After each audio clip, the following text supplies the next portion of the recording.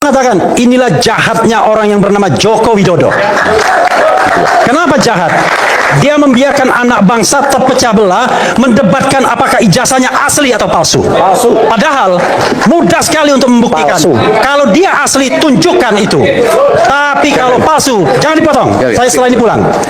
Kalau dia palsu, maka banyak sekali jalan berliku dan lain sebagainya. Embos lah, inilah dan lain sebagainya. Padahal kalau dia seorang negarawan, kita tantang malam ini, tunjukkan ijazahnya yang katanya asli, yang sudah ditunjukkan di Polda Metro Jaya pada tanggal 15 Desember 2025. Undang press conference, undang Roy Suryo, undang Rismon Sianiper, undang semua pakar telematika dan digital forensik seluruh dunia ini untuk menyoroti itu dan kemudian mengadakan konferensi internasional membuktikan apakah yang ditunjukkan pada tanggal 15 Desember 2025 itu satu-satunya spesimen yang dianggap asli. Tidak ada spesimen lain yang dibilang asli kecuali spesimen itu, maka kita akan mendapatkan jawaban yang konkret. Tetapi karena dia jahat, setiap hari, setiap saat kita bertengkar. Wabillahi taufiq wal hidayah. Wassalamualaikum warahmatullahi wabarakatuh. Saya pulang. Karena tidak akan kasih kesempatan ngomong lagi. Makin kesini tokoh-tokoh yang dimunculkan levelnya semakin naik lagi. Bung Ege ini mantan rektor UGM. Ya, yang pertama saya selalu kalau bicara soal terlanjur di branding ijazah palsu ya. Walaupun sebetulnya mungkin saja proses sampai menuju ijazah itu yang dipersoalkan, bisa begitu kan? Tapi sudah terlanjur di branding ijazah palsu. Tapi saya selalu mau dengan gembira. Jadi waktu Anda sapa tadi saya senyum-senyum. Karena kalau kita di wisuda lagunya gembira. Gaudiamus igitur juvenes dum sumus. Artinya selagi Anda muda katanya bergembiralah. Waktu di wisuda kita kan relatif muda dong, ya kan? Setelah masa muda yang penuh keceriaan, setelah masa tua yang penuh kesukaran, maka tanah akan menguasai Anda. Saya mau ngomong filosofi begini, mestinya orang tuh gembira menunjukkan ijazahnya. Orang tuh gembira menunjukkan kapan dia ujian skripsi dan pengesahan skripsi maksud saya. Nah balik, karena ini belum ditunjukkan, akan ditunjukkan di pengadilan kalau diminta gitu ya. Walaupun lagu Gaudiamus tadi mengatakan enggak, tunjukin aja dengan penuh gembira. Saya malah ya, nanti kalau mau diperpanjang saya bawa skripsi saya khusus malam ini ke TV One. Contohkan bagaimana. Bukan, saya ingin menunjukkan ini sebelum Anda dapat ijazah, kurang lebih inilah yang disampaikan oleh Profesor Sofyan Effendi, maka Anda harus ujian skripsi. Di bawah tahun 2023 begitu tuh. Di atasnya ada katanya proyek akhir dan lain-lain. Tapi nah pada waktu pelan-pelan saya tanya sesuatu. Ingat tanggal berapa ujian skripsi enggak ya? Lupa tanggalnya kan? Tempatnya ingat? Ingat dong. Ingat dong. Tempat ujian skripsi ingat ya? Tanggal lupa. Tapi kemudian kita ingat bahwa di situ ada tanda persetujuan skripsi atau tanda pengesahan skripsi ditandatangan oleh pembimbing 1. Kalau saya itu Edward Pari, ada tanggalnya. Pembimbing 2.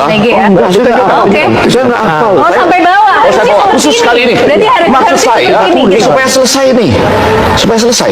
Jadi ini saya tanda persetujuan skripsi. Panitia pembimbing skripsi tanggal 5 November 90, pembimbing 1 Edward Pari, 6 November 90, pembimbing 2 Mas Maniang, 12 November 90, kemudian Ketua Jurusan Ilmu Komunikasi Arinto Wati. Yang mau saya katakan adalah ini satu garis lurus. Kalau Anda pernah ujian skripsi, ya, lalu ada tanda pengesahan ujian skripsi, sesudah itu Anda dapat ijazah. Betul. Baru wisuda. Ya, prosesnya seperti itu. Nah, barangkali itu yang sedang dinyatakan dalam pernyataan Prof. Sofyan Effendi yang nggak tanggung-tanggung adalah mantan rektor, walaupun tidak pada kurun waktunya bukan itu. Nah, cuma yang menjadi menarik, ini yang pertanyaan kan tadi, menjadi menarik karena itu ditarik. Jadi pendapat ini kalau nggak ditarik nggak menarik. Dia menjadi menarik karena ditarik. Menentukan gerakan lintas aliansi adili koruptor disingkat Gladiator. Jokowi diyakini telah membuat kebijakan, aturan pembentukan undang-undang dan melaksanakan sejumlah proyek APBN secara otoriter, anti musyawarah, anti demokrasi, syarat PKN, dan pendekatan politik sendik berjumlah pimpinan partai. Hal-hal ini telah menjadi sebab Jokowi masuk daftar pemimpin terburuk kedua di dunia tahun 2004 versi OCCRP. Selama berkuasa, Jokowi diyakini telah bekerja sama dengan oligark hitam melakukan kejahatan luar biasa. Kategori state corporate crime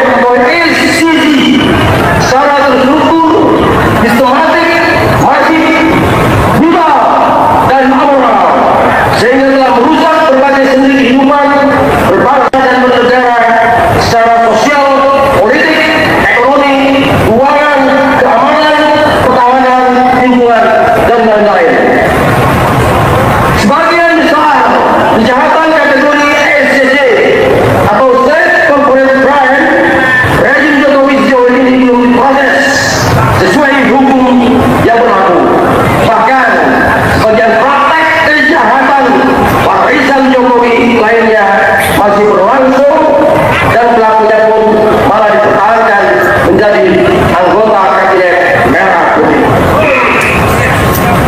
Kami menilai pemerintahan Prabowo saat ini sangat dipengaruhi dan dikendalikan Jokowi, sehingga berbagai tekad dan agenda perbaikan penyelenggaraan negara, terutama misi Prabowo dalam aspek termasuk pemberantasan korupsi, sehingga Antartika berjalan di tempat dan layak disebut rektorika aman-aman. Padahal lagu jantan ICC dapat dianggap musuh rakyat, negara, dan kepolisian, sehingga layak dihukum mati. Sehubungan dengan hal di atas, kami menuntut agar satu, pemerintah KPK, Kejaksaan dan Polri mengangkat dan mengadili mantan Presiden Jokowi dan sejumlah menteri kabinet Jokowi terindikasi korupsi, KKN, seperti Nadiem Makarim, Yakut, Khalil Nurmas, Budi Karya Samadi, dan lain-lain. Lanjutkan.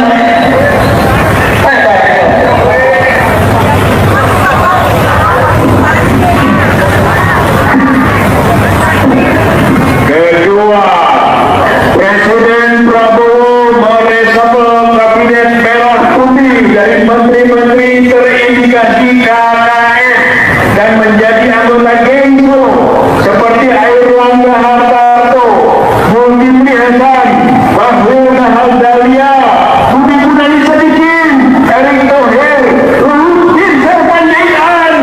Kenapa Jokowi tidak berani tunjukkan ijazahnya? Karena dia harus jaga popularitasnya dia dengan ijazah ini. Kalau benar kan makin populer dong. Ya enggak juga, selesai juga kan? Nah. Kan orang itu harus menjaga popularitas dengan isu-isu yang dia miliki. Dengan isunya ijazah Jokowi ini, mau nggak mau kan pasti diomongin orang. Bang Andi Aswan juga ikutan ngetop di situ. Nah, kalau ini cepat selesai, nggak ada polemik yang terjadi, ya bisa selesai aja. Ya. Jadi maksud saya, Bang, apa yang disampaikan oleh Pak JK ini baik. Ya. Saya paham baik juga. sampai mengatakan termul. Apa sih termul? Ternak apa? Bukan, termul itu artinya termuliakan. Termul itu pemirsa termuliakan, maka kita nggak ada masalah. Termul artinya apa? JK mengatakan termul itu apa? Ternak apa itu? Kalau dari Bang Andi Aswan mengartikannya termuliakan ya mungkin. Kalau menurut umum melihat ya ini saya belum ini tapi rata-rata kita melihat itu Ternak Mulyono. Saya nggak tahu. Ternak siapa? Ternak Mulyono. Pertanyaannya Mulyono itu siapa? Ya udah, Kan makanya lucu kan? nggak usah Jadi marah, nggak usah termul itu marah. adalah termuliakan. Ya udah. Kita tahu untuk itu makanya Oke. kita tuh tidak akan marah untuk itu. Ya bagus loh. nggak Kalau apa-apa. sampai disinggung sampai JK bilang ternak. Iya, karena ada yang disinggung kan. Maksud Ya. saya begini, Pak JK mengatakan hal yang baik menurut saya. Sudah Ya. kalau memang asli tunjukkan saja karena bangsa ini terlalu capek. Ya. Antara JK dan Pak Jokowi kan sebetulnya dua sahabat yang sama-sama tokoh bangsa. Ya. Jadi harusnya saran Pak JK itu juga dijawab oleh Pak Jokowi juga sebenarnya dengan baik-baik saja. Kalau kenapa JK sampai bilang kan gue yang bawa lu ke Jakarta gitu loh. Nggak wajar saja kalau ada sebuah hal baik dan sukses kan pasti semua orang ingin juga ingin juga Ya. dibilang Kan berpartisipasi. bisa aja mereka komunikasi. Berarti hubungannya udah retak dong. Nggak, kalau retak sih nggak, komunikasi jarang mungkin ya. Ya. Gitu ya. Jadi maksud saya hal ini harusnya lebih menarik lagi. Kenapa? Karena ini seperti didiamkan saja. Jadi dianggap bukan sebagai sebuah isu yang penting. Tapi kalau buat media, isu ini menaikkan rating luar biasa. Ya. Bang Hotman, kalau saya bahas isu tentang ijazah Jokowi di YouTube saya, Hendri Satrio Official itu, sebagai pengawal politik ternama itu memang penontonnya banyak. Ya. Jadi memang isu ini menyedot perhatian cuma gara-gara pengen dengerin ini asli atau tidak gitu. Selama ini kan kita ketahui Pak Jokowi selama jadi pejabat negara dan pejabat publik itu kan tidak pernah hadir di persidangan. Ya, dulu dari digugat dari Bawang Menteri, kemudian sampai kemarin dari UGM itu kan dia tidak pernah datang. Makanya memang kami mencoba berkontribusi gitu agar beliau hadir di persidangan kemudian menunjukkan ijazah. Prinsipal artinya melayangkan gugatan ini di PN ini, ya kami ini turut berkontribusi agar Pak Jokowi itu lebih leluasa menunjukkan ijazahnya di hadapan publik.